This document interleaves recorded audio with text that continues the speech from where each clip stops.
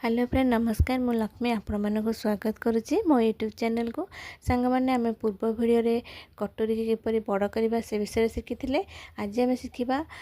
32 blouse रो sleeves cutting किंतु ता पूर्व आपण मैंने जब मो चैनल नुआ आसते प्लीज चैनल को लाइक करेंगे शेयर करेंगे सब्सक्राइब करने को आदम भूलें पाखे बेल आइकन को प्रेस करेंगे जहाँद्वारा मो वीडियो प्रथम नोटिफिकेशन आपण मैंने पाइपर।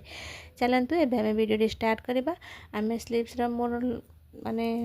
लंबाटा अच्छे जो हाथर लेंथ अच्छी मोर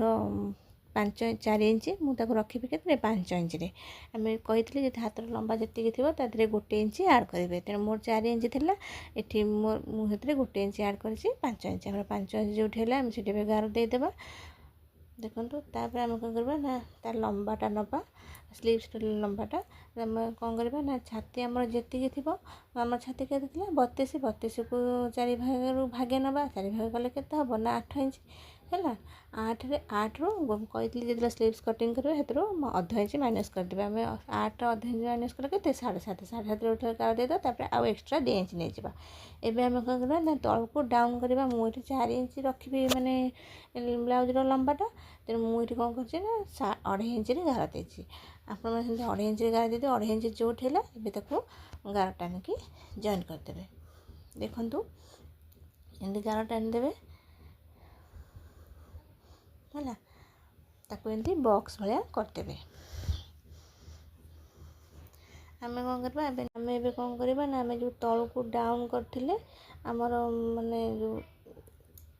2.5 इंच जो डाउन करते से पट सैड्रु आम नहीं जावा खोला पट सैड्रु 2 इंच तापर कौन करवा ऊपर आम डाउन सेप देवाई ये नेबा 1 इंच आ तलू आम महुरी थे के महुरी अच्छे 10 मुझे 5 इंच आम 5 इंच जो गार देदे तापर ने आउ 2 इंच एक्सट्रा देखो एमती नहीं जाए तापर एबे कौन करेंगे ताको सब जॉइन करेंगे।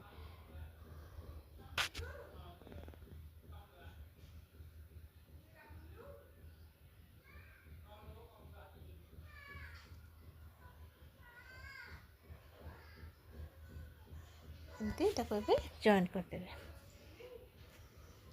ताको कौन करेंगे आम जो 1 इंच ऊपर नहीं ताको एमती सेप देदेवे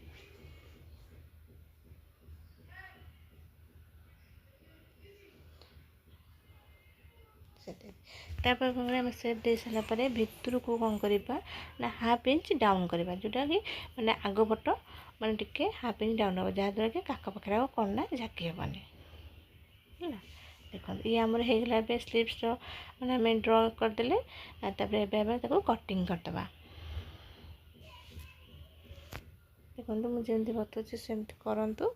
आपण मैंने सहजरे घरे बसी सिलाई शिखिपारे।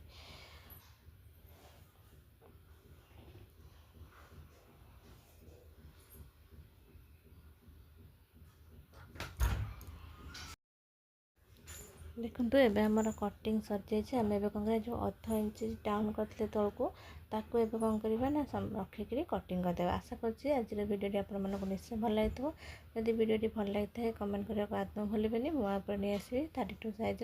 पूरा स्टिचिंग भिडियोटी रही पुणी देखा नेक्स्ट वीडियो रे।